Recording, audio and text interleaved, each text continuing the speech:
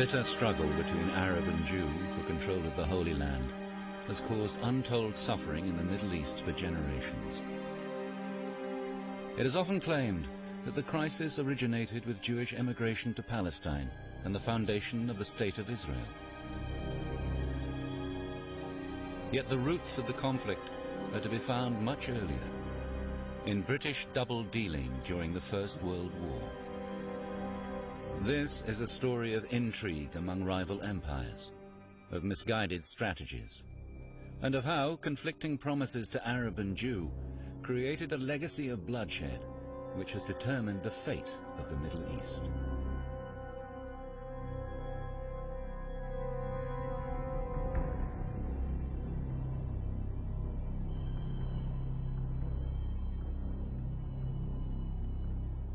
During the First World War, the British, the French and the Russians had these secret plans to carve up the Ottoman Empire because they believed that would balance out their imperial ambitions, but tough luck for the Turks, the Arabs and anyone else who got in the way.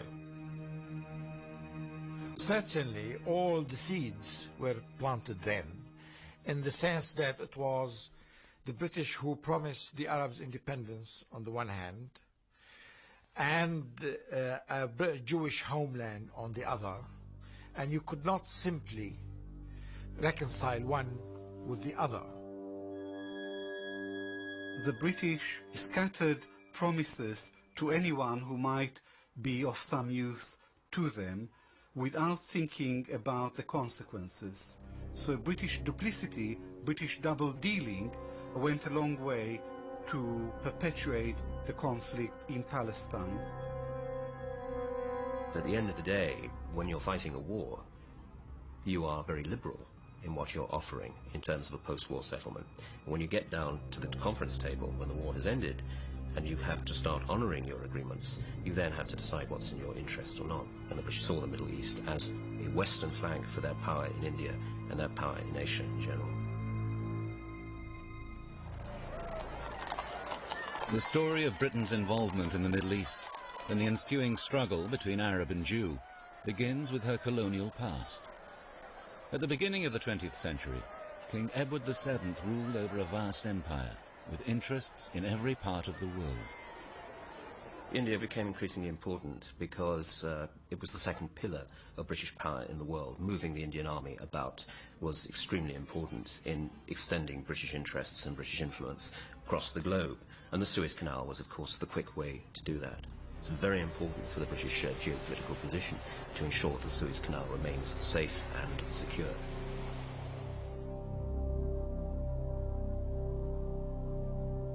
With this aim in mind, Britain had become the only European power to establish a major foothold in the Middle East, in the principalities around the Persian Gulf, in Aden, and in Egypt.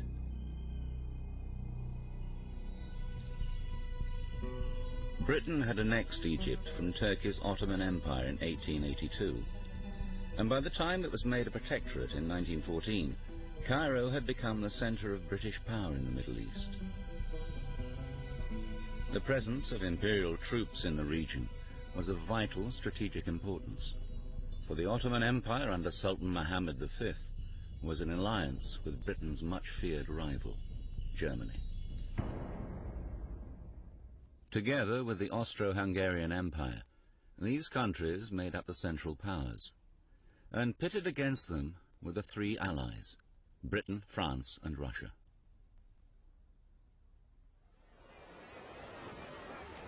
From the Ottoman capital, Constantinople in Turkey, the Sultan ruled over the last of the great Islamic empires. It had been in almost terminal decline for decades. Yet the fate of the Ottoman Empire was to be sealed by the outbreak of the First World War in August 1914.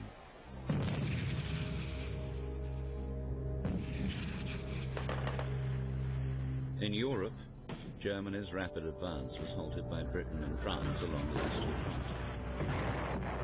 In the east, Russia's war against Germany and Austria-Hungary also reached deadlock.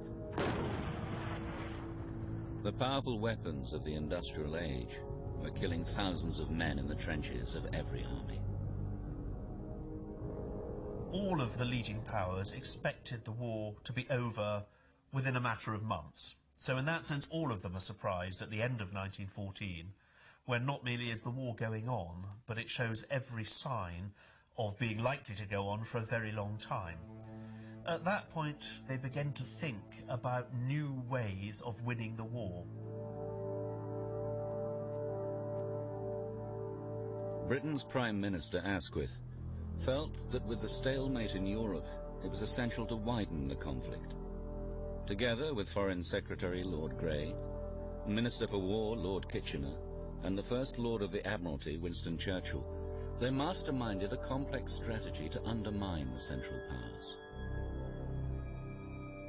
This was a global war, and the British saw the Middle East very much in a global context. The traditional British preference for sideshows, as people unfavorably call it, the indirect strategy, the way of attacking the soft underbelly, as Churchill called it, of the enemy. And the soft underbelly was seen to be Turkey. Britain's secret plan involved on the one hand a military diversion, and on the other a devious use of diplomacy through bribery, subversion and double-dealing. All these devices focused on the enemy's weakest link, Turkey's Ottoman Empire. Diplomacy in general has always had a secret dimension to it. But where discretion ends and conspiracy begins is an open question. But during the period up to and during the First World War, there was a particularly intense set of negotiations and discussions between the major imperial powers, between the French, the Russians and the British in particular, cutting in the Italians as well, about what would they do when the war was over and when the Ottoman Empire broke up. The British government hoped that by striking a deal over the spoils of war, it would strengthen the alliance against the Central Powers.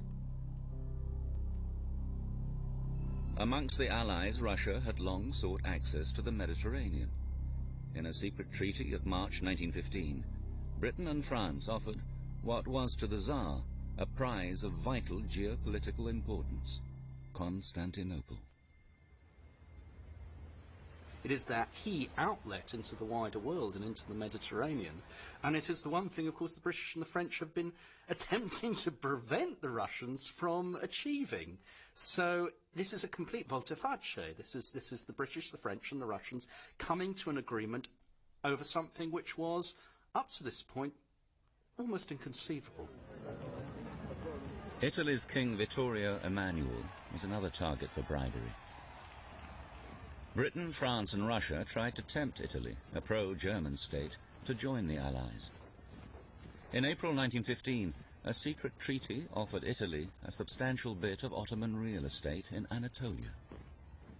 Again, it's another power coming into the equation and being offered territorial advancement which in normal circumstances would have been quite inconceivable. The bribe worked. Italy joined the Allies and declared war on the Central Powers in August 1915. But Britain's strategy to undermine the enemy via the Ottoman Empire also required subversion. By using domestic opposition to weaken, maybe even destroy it, Britain exploited a new movement sweeping through the empire: nationalism.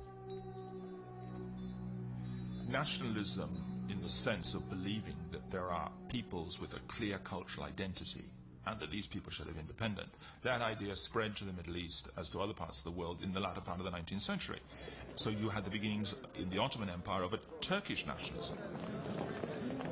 This came to a head when the Young Turks took power in a coup in 1908 and started to impose their language and culture on the Arabs of the empire.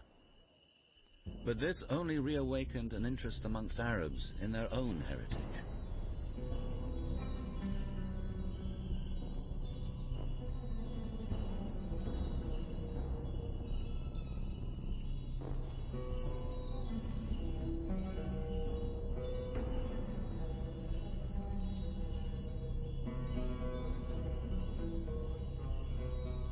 A 1,000 years before, Arabs had brought the technology and literature of the East to the West, and their religion, Islam, had encompassed much of Asia, North Africa and southwestern Europe. The idea of recovering that historic grandeur had remained in the consciousness of Arab intellectuals. By the start of the First World War, the antagonism between Arab and Turk had increased. The very fact that the Turks were saying, we want to have a unified empire, meant the Arabs said, wait a minute, we're not part of this. So all of this literary and nationalistic revival then took a much more political form, and therefore you got the emergence of Arab nationalism. They had arrived at the conclusion that remaining in the Ottoman Empire was becoming hopeless, that they couldn't actually share power with the Turks. And they began thinking of having their own state. By the summer of 1915, British intelligence confirmed that the Arab nationalist movement was the breakthrough the government was looking for. Britain and her French ally dispatched officers to sound out Arab leaders. Both the French and the British started, you could say, seducing various local Arab leaders that if you side with us, we'll give you your independence. So why don't you leave the Ottomans? And various people were tempted as a result. If they thought they could actually gain independence, why not side with the Europeans against the Ottomans? The idea was to tempt the Arabs into a revolt against their Ottoman overlords and create a diversion which would tie down the Central Powers in the Middle East.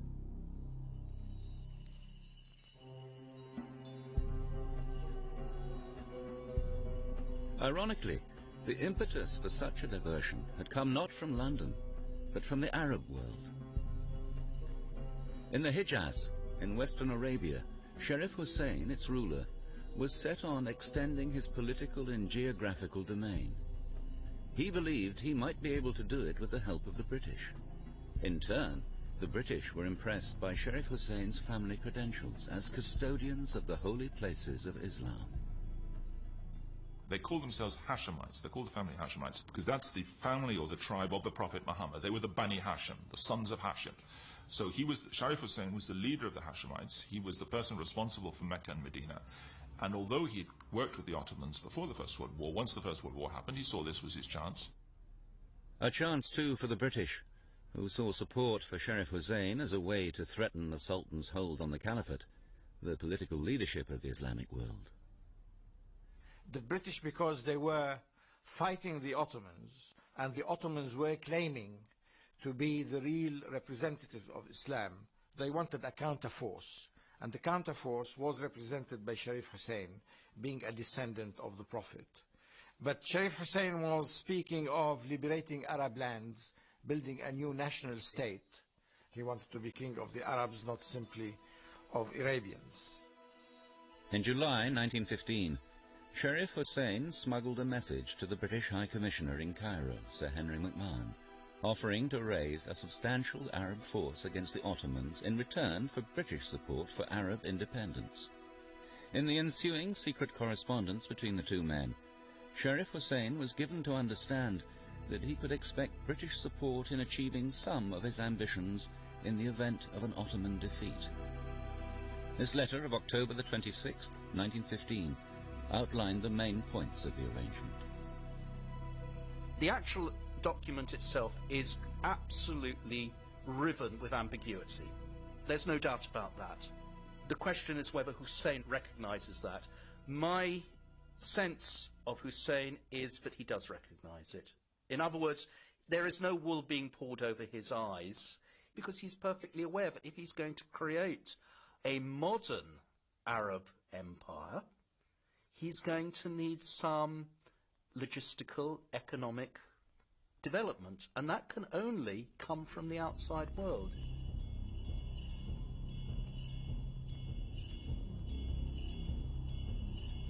Taking Britain's assurances of support at face value, Hussein, together with his sons Faisal and Abdullah, amassed a sizable force.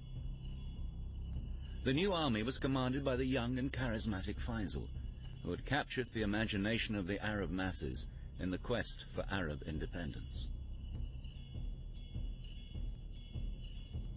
Yet even as Hussein and Faisal mobilized their troops, the British were preparing to sell them short. Back in London, In the spring of 1916, Britain was negotiating with France about the future shape of the Middle East. Behind closed doors, Sir Mark Sykes of the British Foreign Office had been meeting his French opposite number, François-Georges Picot. Britain knew it was vital to offer the French a stake in the spoils of the Ottoman Empire, should they win the war. There was an awareness on the British side that they had made such huge sacrifices that one couldn't just ignore French ambitions, and that the French were determined to have their historical piece of the Levant. Poring over a map of the Levant, Sykes and Picot personally drew in the areas they wished to see under their control. Their secret deal amounted to the virtual carve-up of the Middle East. In Area A for the French and Area B for the British, the imperialists intended to exercise power indirectly.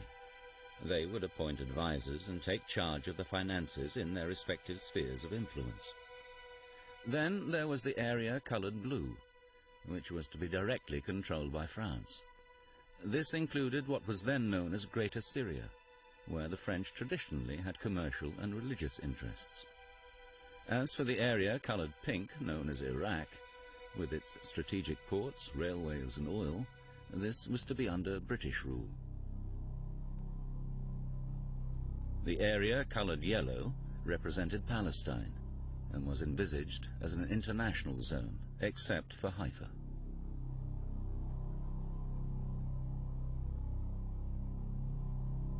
What the British wanted was the oil of Iraq, and they concentrated on getting Iraq and getting away from Iraq to the Mediterranean in order to transport this oil. So they got Haifa on the Palestinian coast, and they got most of Iraq. The Sykes-Picot agreement was a pretty shameful document, and I wouldn't attempt to defend it. But it was drawn up by people who were sort of operating under the old kind of balance of power considerations in an imperial frame of mind.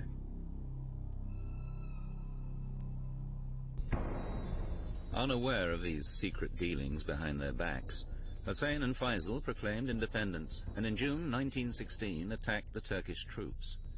The Arab revolt against the Ottomans had begun.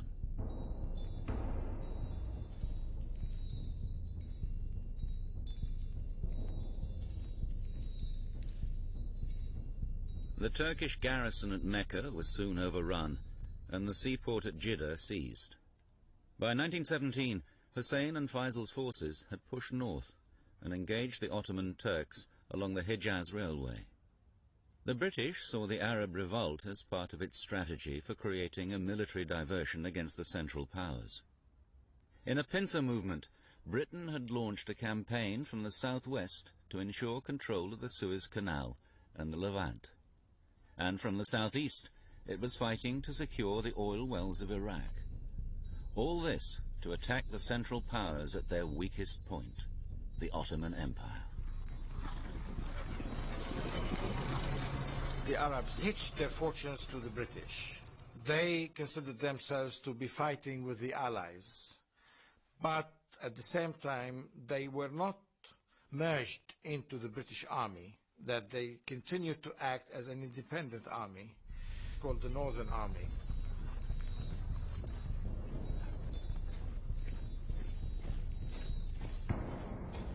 While the Arab army advanced northwards, Britain's General Allenby had crossed the Suez Canal, and by the spring of 1917, his forces had reached the frontier of Palestine.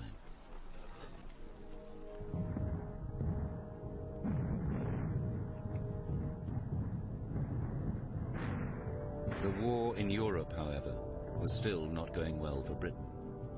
The attempted push through the German lines at the Somme had produced little territorial gain, and the cost in lives was colossal. In London, there had been a change of leadership. The new Prime Minister, Lloyd George, felt that the Allied war effort needed a fresh impetus.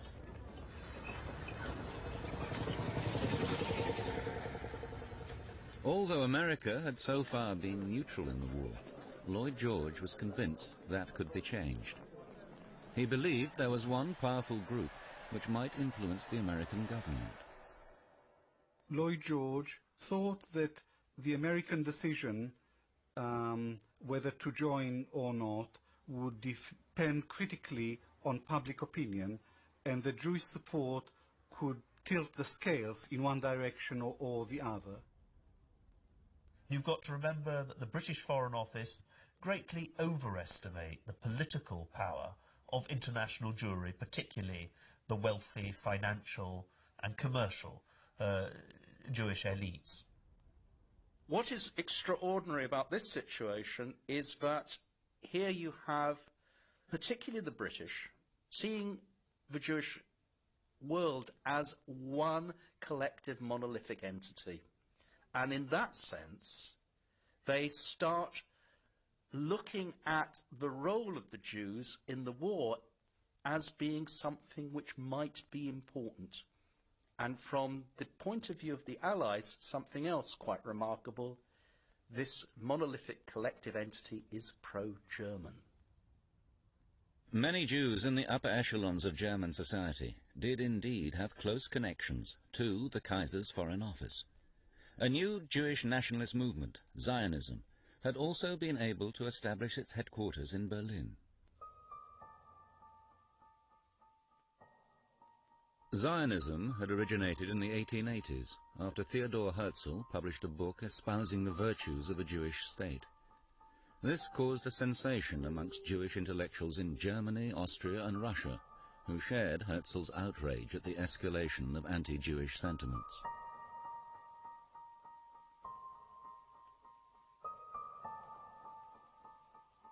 The end of the 19th century saw the rise of anti-Semitism all over Europe, in Austria, in Germany, in France, but particularly in Eastern Europe, in Poland and in Russia. And the pogrom against the Jews in Russia gave rise to the establishment of Hovevei Zion, the lovers of Zion, societies in a number of Russian cities who started to promote and to finance and to sponsor colonization, emigration to Palestine.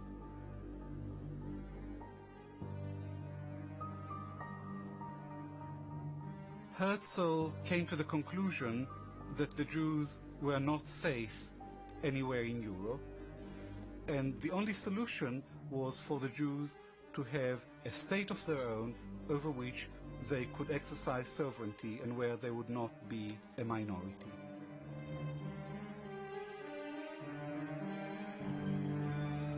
What had also given Zionism its appeal was the way in which it fitted in to historic Jewish aspirations. Scattered throughout the world since the destruction of the Jerusalem temple in the 1st century AD, many Jews had cherished the idea of returning one day to what their scriptures had told them was the Promised Land.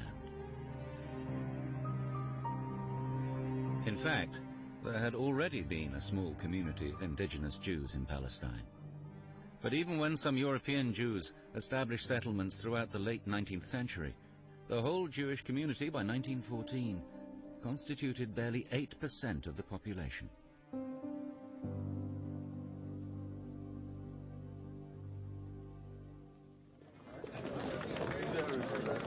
The Zionist leader in Britain, Chaim Weizmann, had been lobbying the government for a guarantee that in the event of an Ottoman defeat, it would support Jewish emigration to Palestine. By early 1917, Lloyd George's view of Jews as globally influential convinced him that Zionism was another nationalist movement which should be co-opted to the Allied cause.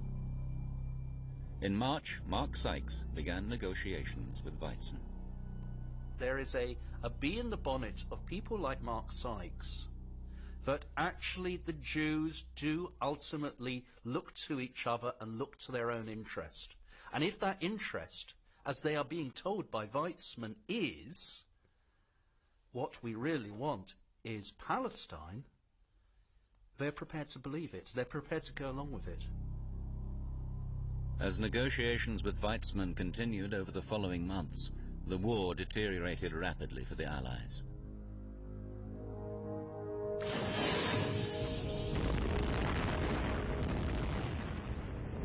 The German submarine campaign was seriously weakening Britain's merchant fleet. And although America had entered the war on the Allied side, President Woodrow Wilson was not yet willing to supply a significant number of troops.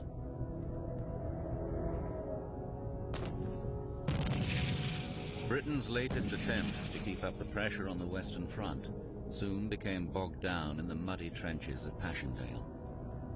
As thousands of young men's lives were wasted in another fruitless campaign, morale amongst the soldiers plummeted.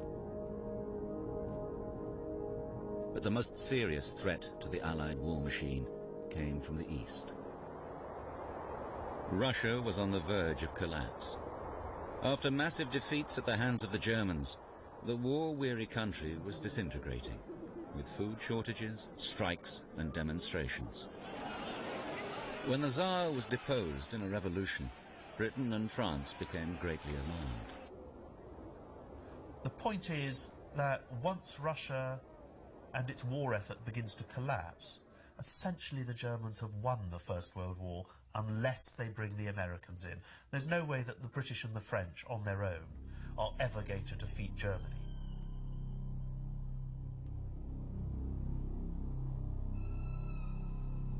In October, the British government received an intelligence report suggesting that Jews were a significant influence in the leadership of the Bolshevik Party, the new revolutionary movement emerging as the dominant force in Russia. Lloyd George feared that these communists would take Russia out of the war. With the Americans still refusing to commit sufficient forces, he knew it was time to act. He instructed his Foreign Secretary, Arthur Balfour, to issue a pledge to capture the hearts and minds of the Jewish people. His Majesty's government view with favour the establishment in Palestine of a national home for the Jewish people, and will use their best endeavours to facilitate the achievements of this object. The Balfour Declaration was issued on November 2nd, 1917, just as British forces were occupying Palestine.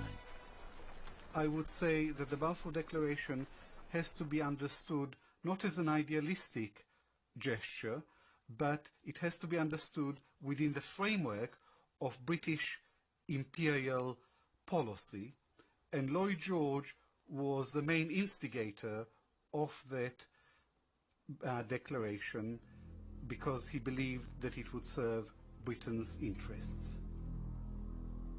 But this was also the first time that any major European power had given official backing for the Zionist goal of making Palestine into a Jewish homeland. Yet Sharif Hussein had understood that Palestine had been promised as part of his deal for Arab independence.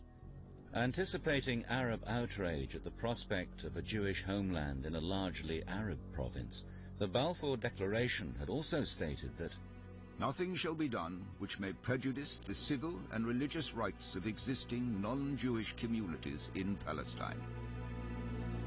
The declaration, nonetheless, appeared to indicate British support for Jewish emigration.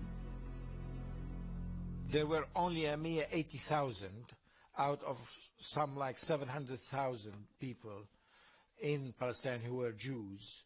The indigenous inhabitants of Palestine were referred to as non-Jewish inhabitants, and that Palestine was being identified even at that stage as a Jewish land, and all the others had no defined identity. They were simply non-Jewish. The Balfour Declaration was what it says, a declaration. It wasn't a treaty, it wasn't a signed agreement, it was a declaration in support of the establishment of a national home for the Jewish people in Palestine. In fact, the only treaty Britain had signed in regard to Palestine was with the French, the secret Sykes-Picot Agreement. On November the 7th, within a few days of the Balfour Declaration, the Bolsheviks took power in Russia. Lloyd George hoped that it would have the desired effect of appeasing the Jews in the communist leadership. What is it that they supposedly so want, as Jews? Palestine. Now, the whole argument is totally illogical. It's a nonsense argument because these particular people, if one were to think of people like Trotsky or Zinoviev or Yaffe, some of the key Jewish leaders in the Russian Revolution, the November Revolution, these people, of course, are internationalists. There were 15 to 20 Jews in the higher echelons of the Bolshevik party. Most of them were anti-Zionist, and after they came to power, soon after they came to power, they issued a declaration to say that Zionism is a capitalist ploy, a capitalist idea. The wildly inaccurate intelligence report on which Lloyd George based his strategy was to have major implications for Britain. Within weeks, Russia's new leaders did exactly the opposite of what he had expected. Not only did they pull out of the war, they opened up the archives of the Tsarist Foreign Office and published the secret treaties. The very treaties Britain had engineered with her allies to carve up the Ottoman Empire, and to which Russia had been privy. That, of course, is a very great embarrassment to the Western Allies, because the Allies have been doing all sorts of deals behind the scenes in which they have handed out to each other large sections of the world, meanwhile openly preaching that they are fighting the war in defence of democracy, and of course also telling, among others, the Arabs, that they are supporters of self-determination for the peoples of the Ottoman Empire. Publication of the secret treaties by the Bolsheviks certainly created enormous suspicion in the Arab world, and this meant that the Sharif Hussein and the others said, wait a minute, what's going on? Why are you not giving us independence? And secondly, why are you dividing us up into Zone A and Zone B? And at that point, of course, the Arabs realized that not only had the British got their own particular interests, for example, in the ports of Palestine or in Iraq, but that they had promised other things to the French.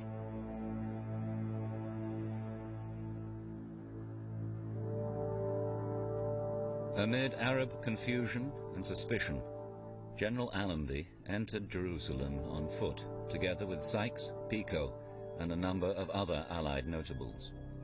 His British-led forces had captured the Holy City in December 1917. The leaders of the Arab revolt, however, were nowhere to be seen.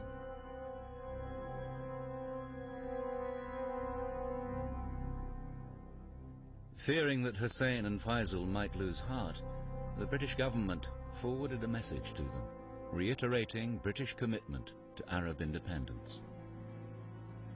The Arab race shall be given full opportunity of once again forming a nation in the world. This can only be achieved by the Arabs themselves uniting, and Great Britain and her allies will pursue a policy with this ultimate unity in view. Hussein stayed loyal to the Allied cause, still prepared to accept Britain's word on Arab independence, although he spoke of settling accounts after the war.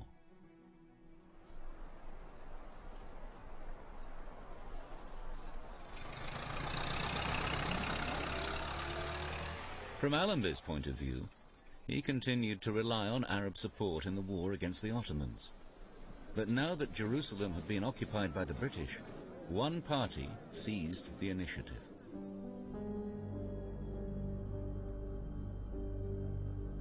In April 1918, Chaim Weizmann and the International Zionist Commission traveled to Palestine to lay the foundation for a Hebrew university. Their hope was that it would become the intellectual hub of Zionism.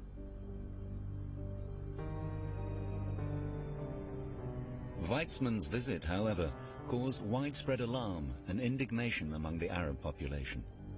And when he and the chief rabbi of Jerusalem met General Allenby, it looked as if Britain was preparing to honor the Balfour Declaration.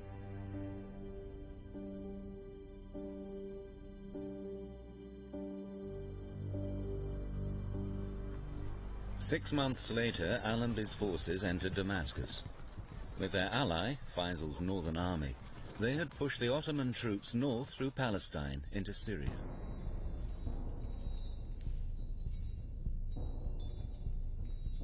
The Arab revolt did contribute to the victory of the Allies. First of all, it protected the British flank in Palestine.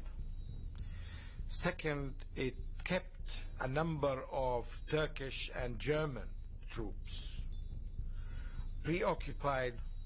And third, the British could have never legitimized what they were doing unless they had the blessing of a particular Arab force.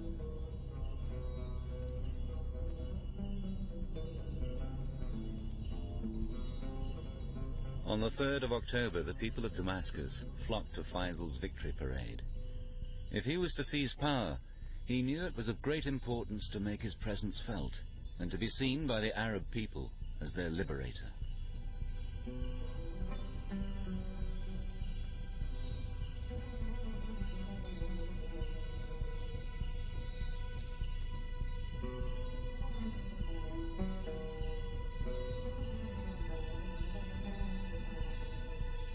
Later the same day, however, Faisal met with General Allenby at the Victoria Hotel in Damascus. Allenby warned him that his rule in Syria would be limited.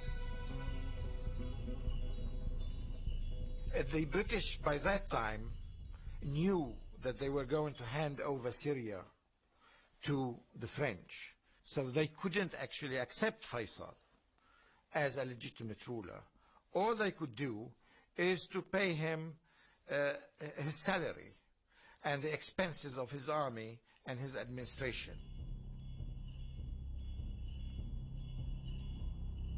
Undaunted by Allenby's warnings, Faisal assumed the title of governor of Damascus. With the support of his father, Sheriff Hussein, he set about creating a power base for their goal of an independent Arab state.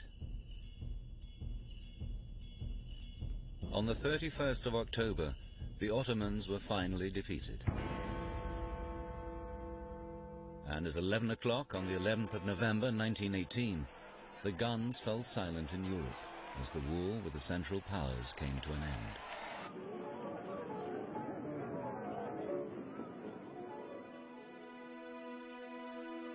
The peace conference at Versailles began in January 1919. Representatives of the victorious Allies, such as the French Prime Minister Clemenceau and the American President Woodrow Wilson, gathered to sort out what was to be done with the former territories of the defeated empires. Now, the liberal use of promises by the British government had to be prioritized. They did indeed make pledges to the Arabs, but they also made pledges to the Jews. And they also made pledges to the French and the Russians and everybody else. And these people saw the world as an imperial world. Not only did they want to carve out the Middle East, they wanted to carve out Russia. They thought this was the last great moment in which the imperial powers would be able to sit down and grab what was going, particularly since there was no one to stop them. But Britain and her old ally France were up against the American President Woodrow Wilson's vision of a new world order, which promoted national self-determination. Once independence had seemed to be a possibility, that this principle of self-determination, supported by the Americans, was going to be offered to all those who were to be liberated from former empires like the Habsburgs and the Ottomans. What the Palestinians wanted was an independent state. In fact, Faisal had come from Damascus to plead the Arab cause. But the future of Palestine and the Middle East formed part of Britain's pledge to France in the Sykes-Picot carve-up.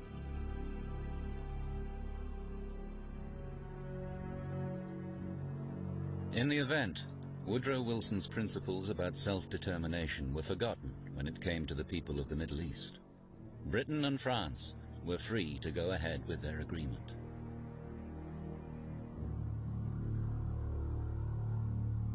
But what of the promises Britain had made to the Jews regarding Palestine? Foreign Secretary Arthur Balfour, in a confidential memo during the Versailles peace talks with America, France and Italy, wrote, The four great powers are committed to Zionism, and Zionism, be it right or wrong, good or bad, is rooted in age-long traditions, in present needs, in future hopes, of far profounder import than the desires and prejudices of the 700,000 Arabs who now inhabit that ancient land. That might sound like a warm endorsement of Zionism, yet further in the post-war memorandum, Balfour hints at a much more cynical agenda. So far as Palestine is concerned, the powers have made no declaration of policy, which at least in letter, they have not always intended to violate.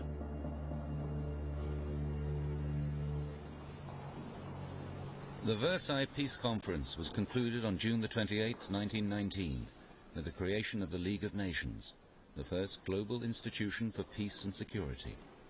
Its covenant provided that the Arab and other territories ceded by the defeated Ottoman Empire should be administered by mandates, which meant, in effect, that Britain and France were given the authority to impose their rule over the Arab territories.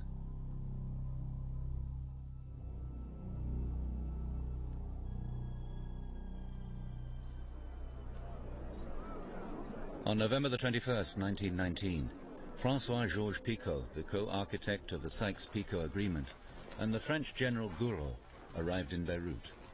And so began the imposition of the French mandate for Syria and Lebanon.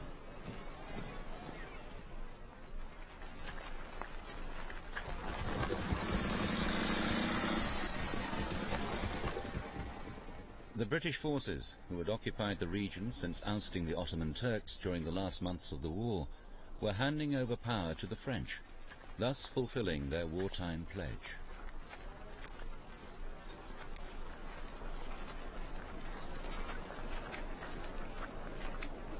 Faisal, who had been the governor of Damascus now for 16 months, had been consolidating his position. When he was proclaimed king by the Syrian National Congress, the French were incensed, and General Gouraud sent in his troops.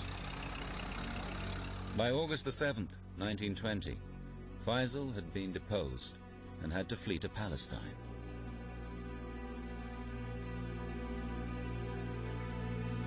The promises to Sharif Hussein and Faisal of a single independent state were now a distant memory for the Europeans.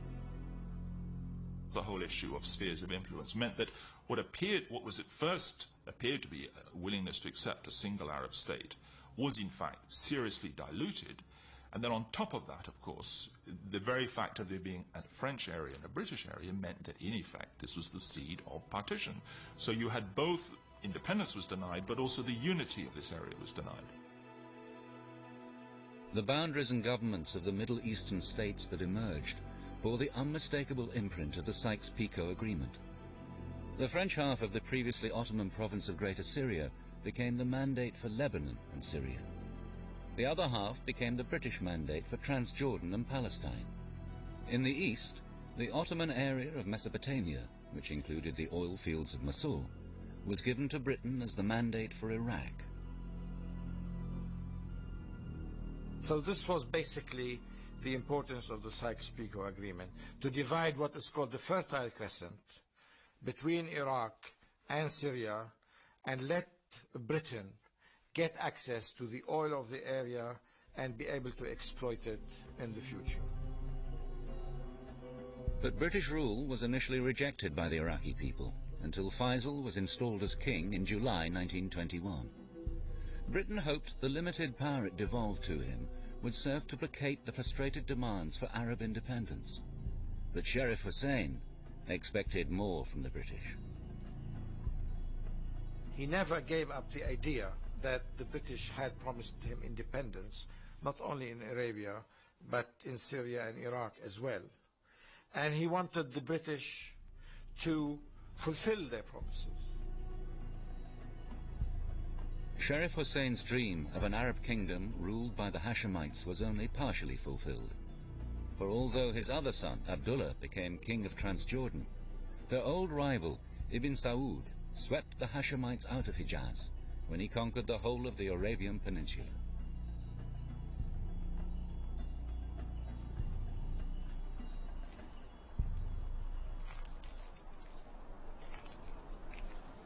In Jerusalem, an administration was established by the British in the spring of 1920. There were no plans for devolving power in Palestine.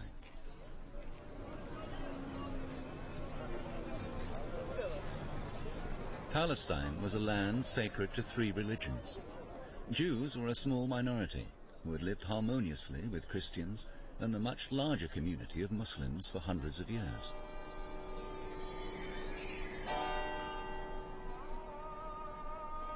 But the Balfour Declaration, promising Jews a homeland in Palestine, had been incorporated into the British mandate at Versailles. Palestine was thus to be open for new European Jewish immigration.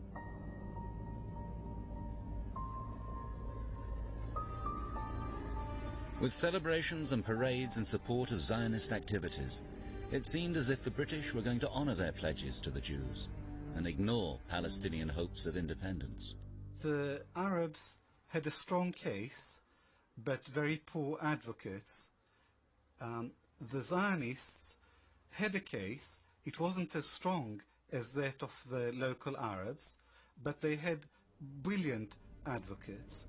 Zionism is one of the greatest public relations success stories of the 20th century, and Chaim Weizmann exemplified these traditional Jewish skills of advocacy and persuasion.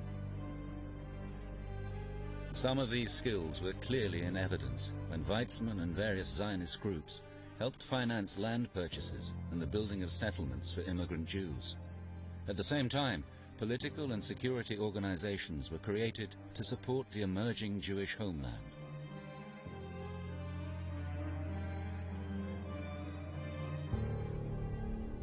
The Arab community in Palestine was incensed.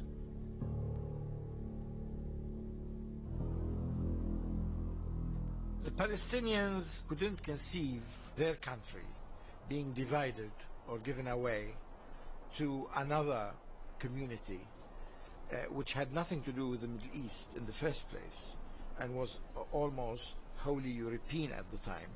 So to them it seemed absurd that 600 to 700,000 should give up their land, their homes, their villages, their towns, and hand them over to a minority which was dispersed throughout Palestine. And Palestine, after all, is named after its people, who are the Palestinians.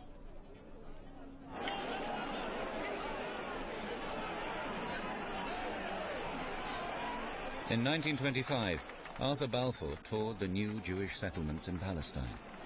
Although he was fated as a hero of the Zionist cause, the immigration of European Jews was to have unforeseen consequences for British rule in Palestine. I believe that the Balfour Declaration was one of the most serious mistakes in British imperial history.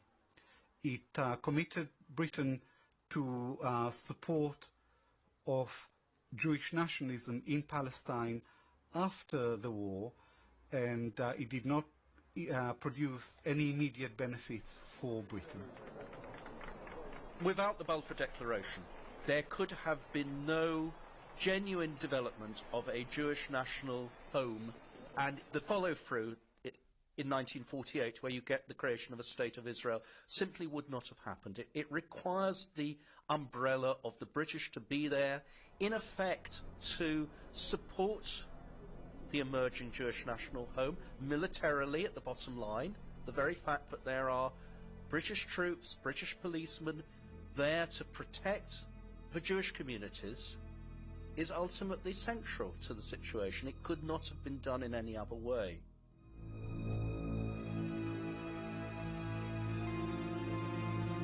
Throughout the 1930s and 40s, the years of Nazi persecution and the Holocaust, Jewish immigration to Palestine increased rapidly. But what was seen by the Arabs as an alien incursion and the Jews as a fulfillment of historic rights led to polarization and violence. In response to terrorist acts by Arabs, Britain restricted the immigration. But the policy only stimulated Jewish terrorism.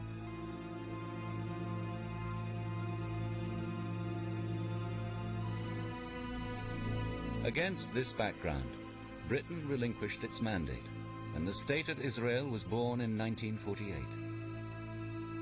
When the first of several wars between the new state and its Arab neighbors began, thousands of Palestinian Arabs fled their homeland. Thus, the strategies employed by Britain to win the First World War inadvertently left a deep divide between Arab and Jew.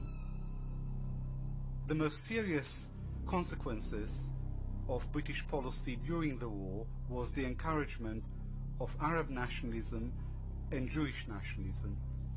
And in the aftermath of the First World War, Britain was left with this legacy of double-dealing and of betrayal, which was to haunt her for a long, long time.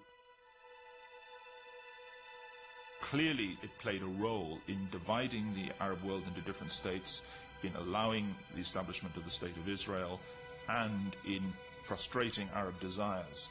But if what happened in Sykes-Picot and everything else that happened in the First World War is used as an excuse for the problems of the Middle East now, I think that would be a mistake. But yes, the roots of what we see today certainly arose from the double dealing of the First World War and from the frustrated expectations of that time.